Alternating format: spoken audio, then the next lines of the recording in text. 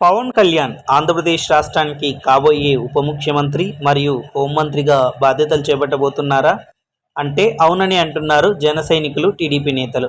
పవన్ కళ్యాణ్ గురించి ప్రత్యేకంగా చెప్పవలసినటువంటి అవసరం లేదు. ఎందుకంటే ఆంధ్ర రాజకీయాల్లో ఆయన స్థానం ఎప్పుడూ ప్రత్యేకమే అని చెప్పొచ్చు. 2014లో ఆయన జనసేన పార్టీని స్థాపించి ప్రత్యక్ష రాజకీయాల్లో అడుగుపెట్టారు.